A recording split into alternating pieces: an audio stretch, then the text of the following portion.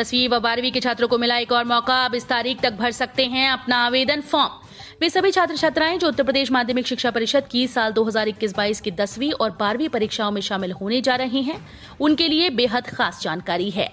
बता दें कि यूपी बोर्ड ने परीक्षा कार्यक्रम 2022 के लिए ऑनलाइन आवेदन फॉर्म भरने की तारीखों को बढ़ा दिया है। ऐसे में 10वीं व 12वीं एग्जाम में शामिल होने वाले स्टूडेंट्स अब 6 अक्टूबर तक बोर्ड परीक्षा के लिए अपना आवेदन फॉर्म भर सकेंगे। अब प्राइवेट डॉक्टर तलाशेंगे दिव्यांग कुष्ठ रोगी, यूपी सरकार देगी 2500 पेंशन। कुष्ठ रोग और कालाजार बीमारी के उन्मूलन में स्वास्थ्य विभाग निजी क्षेत्र के चिकित्सकों का भी सहयोग लेगा। इस संबंध में विश्व स्वास्थ्य संगठन के तकनीकी सहयोग से स्वास्थ्य विभाग ने 75 से अधिक निजी चिकित्सकों को इस कार्य के लिए लगाया है। कुष्ठ रोगियों को प्रदेश सरकार जहां 2500 रुपए प्रतिमाह पेंशन दे रही है, तो वहीं कालाजार के रोगियों की भी सरकार आर्थिक मदद कर रही है। इंडियन मेडिकल एसोसिएशन के गोरखपुर चैप्टर के साथ मुख्य चिकित्सा अधिकारी डॉक्टर सुधाकर पांडे ने शुक्रवार की रात के उन्मूलन कार्यक्रम में निजी क्षेत्र की सक्रिय भागीदारी को लेकर चर्चा की। एकेटीयू ने यूजीपीजी कोर्सेज में एडमिशन के लिए शुरू किया registration. Doctor APJ Abdul Kalam technical university ने यूपीसीईटी 2021 की काउंसलिंग के लिए रजिस्ट्रेशन प्रक्रिया कल से शुरू कर दी। जो अभ्यर्थी काउंसलिंग राउंड में भाग लेना चाहते हैं, वे यूपीसीईटी की ऑफिशियल वेबसाइट upcet.admissions.nic.in पर जाकर रजिस्ट्रेशन करा सकते हैं।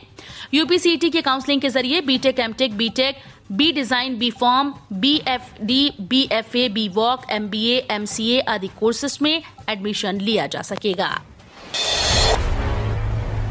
यूपी सरकार की छात्रवृत्ति योजना, जाने कैसे मिलेगा स्कॉलरशिप योजना का लाभ। शिक्षा किसी भी तरह की तरक्की में सबसे अच्छा कारण व सबसे बड़ी बाधा दोनों होते हैं। अगर अच्छी शिक्षा मिल जाए तो पढ़ लिख कर अच्छी नौकरी मिलती है, वहीं अगर आर्थिक तंगी हो तो वो पढ़ाई में बाधा बन जाती है। ऐसे में उनके भविष्य को सुधारने का काम उत्तर प्रदेश के सीएम योगी आदित्यनाथ करते नजर आए। सीएम योगी आदित्यनाथ ने उत्तर प्रदेश स्कॉलरशिप योजना की शुरुआत की है। उत्तर प्रदेश स्कॉलरशिप योजना के चलते 9वीं, 10वीं, 11वीं और 12वीं कक्षा के बच्चों को स्कॉलरशिप दी जाएगी। इस योजना का मुख्य उद्देश्य गरीब बच्चों को शिक्षा देना व उन्हें शिक्षा से वंचित न करना है। प्रदेश पोर्टल पर मुफ्त होगा असंगठित क्षेत्र के श्रमिकों का पंजीकरण। असंगठित क्षेत्र के श्रमिकों का पंजीकरण यदि राज्य सरकार के पोर्टल पर करने की जरूरत पड़ी तो केंद्र की तरह पूरी तरह निःशुल्क होगा। वित्त मंत्री सुरेश कुमार खन्ना की अध्यक्षता में गठित मंत्री समूह ने इस संबंध में अपनी संस्तुति दे दी है। ये व्यवस्था श्रम विभाग तत्काल सुनिश्चित कराएगा। यूपी के 18 जिलों से गुजरेगी Kandla Gorakhpur LPG pipeline, 1083 kilometre होगी लंबाई। मुख्य सचिव राजेंद्र कुमार तिवारी ने उत्तर प्रदेश के 18 जिलों से गुजरने वाली कांडला गोरखपुर एलपीजी पाइपलाइन के लिए संबंधित जिलाधिकारियों को भूमि अधिग्रहण से जुड़ी समस्याओं का तेजी से निस्तारण कर कार्यों में तेजी लाने का निर्देश दिया। वो 2800 किलोमीटर लंबी इस भूमिगत पाइपलाइन को प्रदेश में बिछाने के कार्यों की समीक्षा के लिए अंतर्विभागीय बैठक कर रहे थे। प्रोजेक्ट पूरा होने पर यह दुनिया की सबसे लंबी एलपीजी पाइपलाइन परियोजना होगी। मुख्य सचिव ने बताया कि उत्तर प्रदेश में तेल उद्योग सुरक्षा निदेशालय व पेट्रोलियम और प्राकृतिक गैस नियामक बोर्ड के दिशा निर्देशों और अमेरिकी पेट्रोलियम संस्थान के मानकों के अनुसार लगभग 1083 किलोमीटर लंबी पाइपलाइन बिछाई जाएगी। आबकारी सिपाही 2016 के लिए 5 अक्टूबर से प्रस्तावित इंटरव्यू स्थगित। उत्तर प्रदेश अधीनस्थ सेवा चयन आयोग ने आबकारी सिपाही भर्ती 2016 के अभ्यर्थियों के लिए 5 अक्टूबर 2021 से प्रस्तावित इंटरव्यू को स्थगित कर दिया। आयोग ने अपने नोटिस में बताया कि आबकारी सिपाही 2016 के अभ्यर्थियों की शारीरिक मापदंड व शारीरिक परीक्षा के आधार पर सफल अभ्यर्थियों का परिणाम 17/8/2021 को जारी किया गया था। नोएडा में फ्लैट, दुकान और जमीन खरीदना हुआ सस्ता। अब नोएडा में फ्लैट, भूखंड, दुकान आदि संपत्ति खरीदना सस्ता हो गया। संपत्ति की खरीद फरोख्त पर लगने वाले हस्तांतरण शुल्क में कमी कर दी गई। अब ये अलग अलग तरह की संपत्ति पर 2.5 से लेकर 5% तक शुल्क लगा करेगा।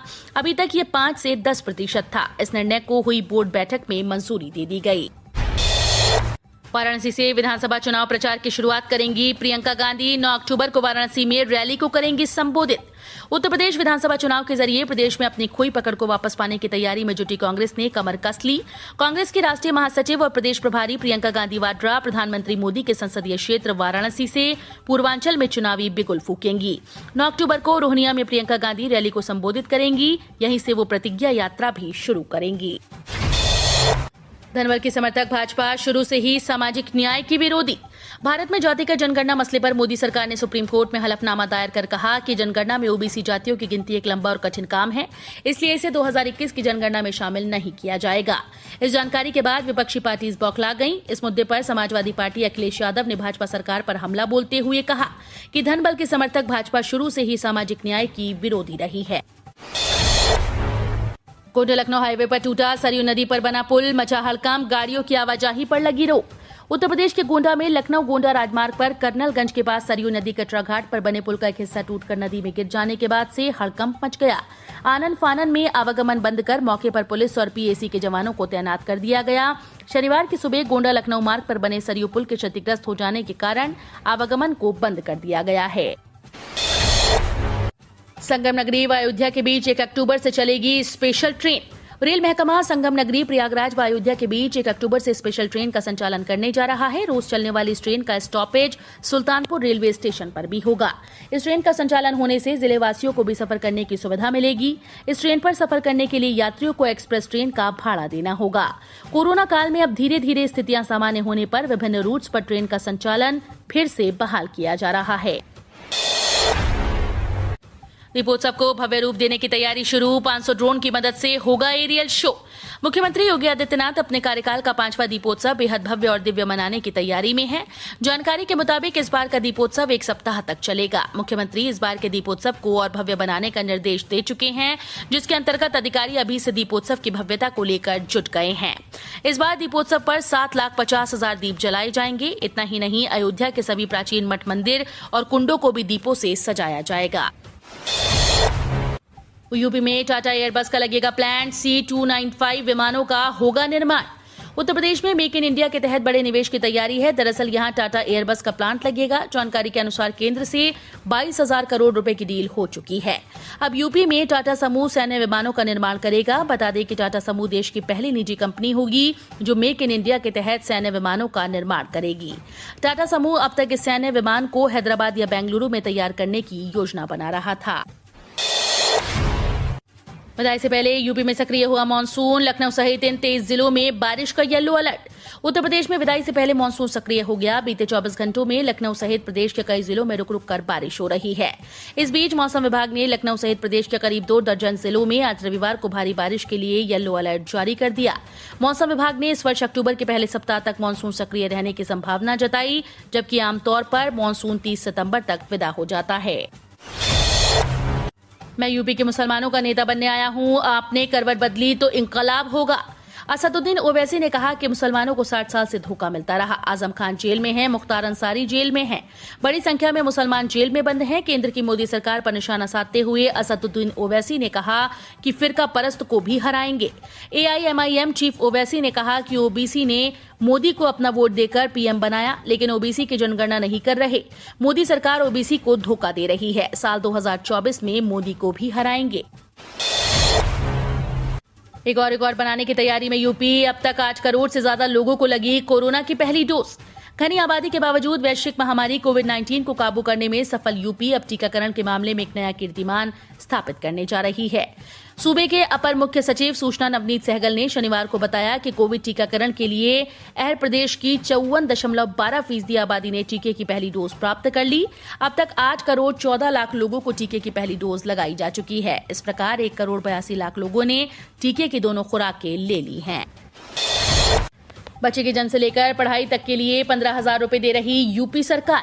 सीएम ने बताया कि सरकार के मिशन गरीब कल्याण के तहत गोरखपुर में 29,460 बालिकाओं को सुमंगला योजना से जोड़ा गया। यहां के भरोहिया ब्लॉक में 1,061 बालिकाओं को इसका लाभ मिला है। इस योजना में सरकार बालिका के जन्म से लेकर उसकी स्नातक तक की पढ़ाई के लिए चरणवार 15,000 रुपए दिए जाते हैं। गोरखपुर में 68,341 निराश्रित महिलाओं को निराश्रित महिला पेंशन का लाभ मिला है। भरोहिया ब्लॉक में ये संख्या 1,661 है। SGPGI में इमरजेंसी विभाग और ट्रॉमा सेंटर की हो रही शुरुआत। लखनऊ आए मरीजों को मिलेंगी और भी सुविधाएं। Sanjay Gandhi post graduate institute of medical science में इमरजेंसी डिपार्टमेंट और ट्रॉमा सेंटर शुरू होने वाला है। बताया जा रहा है कि 15 नवंबर तक दोनों ही सेवाओं की शुरुआत हो जाएगी। इससे यहां इलाज कराने आए लोगों को काफी मदद मिल जाएगी। नई टेक्निक के साथ कॉम्प्लिकेटेड ऑपरेशन और ट्रांसप्लांट भी यहां आसानी से हो सकेंगे। SGPGI में मिड नवंबर तक मरीजों को दी जाने वाली सुविधाओं में बढ़ोतरी होगी और इसके लिए ही इमरजेंसी विभाग और ट्रॉमा सेंटर शुरू किया जाने वाला है। ओवैसी बोले, सीएम योगी का बस यही काम, ठोको और नाम बदलो। प्रयागराज पहुंचे AIMIM के राष्ट्रीय अध्यक्ष असदुद्दीन ओवैसी ने योगी सरकार पर जमकर निशाना साधा। इस्लामिया कॉलेज में आयोजित ओवैसी की जनता सभा में केवल 100 लोगों के बुलाने की अनुमति थी, लेकिन नियम को धता बताते हुए यहां सैकड़ों लोगों की भीड़ जुट गई। हैदराबाद से सांसद असदुद्दीन ओवैसी ने लोगों को संबोधित करते हुए कहा कि उत्तर प्रदेश का मुसलमान अपना हक लेकर रहेगा। ओवैसी ने इस दौरान भाजपा के अलावा सपा बसपा पर भी तीखा प्रहार किया। डेटा एंट्री ऑपरेटर और सीनियर सुपरवाइजर के पदों पर निकली vacancy. Broadcast engineering consultant India limited में विभिन्न पदों पर वैकेंसी निकली है। इसके मुताबिक apprentice data entry operator, supervisor और सीनियर सुपरवाइजर के पद पर भर्ती के लिए अधिसूचना जारी की है। इन पदों के लिए आवेदन की प्रक्रिया शुरू हो चुकी है और 7 अक्टूबर 2021 तक चलेगी। इन पदों के योग्य और आवश्यक योग्यता और अनुभव रखने वाले उम्मीदवार ऑनलाइन मोड के माध्यम से पदों पर आवेदन कर सकते हैं। अप्लाई करने के लिए अभ्यर्थियों को आधिकारिक वेबसाइट के माध्यम से ऑनलाइन आवेदन करना होगा।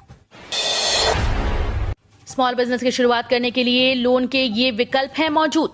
प्रधानमंत्री मुद्रा योजना के लिए 50,000 रुपए से 5 से 10 लाख तक का लोन लिया जा सकता है। स्वरोजगार को बढ़ावा देने के लिए प्रधानमंत्री मुद्रा योजना की शुरुआत की गई, जिसका मकसद देश में अधिक से अधिक लोगों को रोजगार दिलाना है। अगर कोई अपना काम शुरू करना चाहता है तो वो सरकार की इस स्कीम का फायदा उठा सकता है। इस योजना के तहत लोन M को 3 भागों में बांटा गया है। पहला शिशु, फिर किशोर और अंत में तरुण। आर्मी, नेवी और वायुसेना में रिटायरमेंट की उम्र बढ़ाने का प्रस्ताव जल्द होगा लागू। अफसरों की कमी होगी दूर। भारतीय सेना, नौसेना और वायुसेना के अधिकारियों की रिटायरमेंट उम्र बढ़ाने के प्रस्ताव को जल्द ही लागू किया जा सकता है। साथ ही प्री मैच्योर रिटायरमेंट लेने पर पेंशन काटने का भी प्रस्ताव लागू होगा। मिलिट्री अफेयर्स डिपार्टमेंट ने पिछले साल 29 अक्टूबर को एक पत्र जारी किया था, जिसमें कहा गया कि 10 नवंबर तक इस संदर्भ में ड्राफ्ट GSL तैयार कर लिया गया है, जिसे CDS जनरल विपिन रावत देखेंगे। सरकार ने फैमिली पेंशन की सीमा बढ़ाई, अब मिलेगी 1.25 लाख मंथली पेंशन। सरकारी कर्मचारियों के लिए बड़ी खबर है। पति और पत्नी दोनों ही केंद्रीय कर्मचारी हैं और सेंट्रल सिविल सर्विसेज 1972 नियमों के तहत कवर हैं, तो उनकी मृत्यु होने पर उनके बच्चों को 2 फैमिली पेंशन मिल सकती हैं। इस पेंशन की अधिकतम सीमा 1.25 लाख रुपए तक हो सकती है, लेकिन इसके कुछ नियम और शर्तें हैं जिसके तहत इस पेंशन को दिया जा सकता है। नोएडा की जमीन पर 15,000 करोड़ से बनेगा मेडिकल डिवाइस पार्क। मुख्यमंत्री योगी आदित्यनाथ ने केंद्र सरकार द्वारा यूपी को एक मेडिकल डिवाइस पार्क स्वीकृत किए जाने पर प्रधानमंत्री नरेंद्र मोदी का आभार जताया। इससे यूपी में 15,000 करोड़ रुपए का निवेश संभावित है। मुख्यमंत्री ने कहा कि ये मेडिकल डिवाइस पार्क प्रदेश में निवेश की संभावनाओं को तेजी से आगे बढ़ाएगा। ये पार्क प्रधानमंत्री के आत्मनिर्भर भारत के संकल्प को मूर्त रूप प्रदान करने में महत्वपूर्ण योगदान करेगा।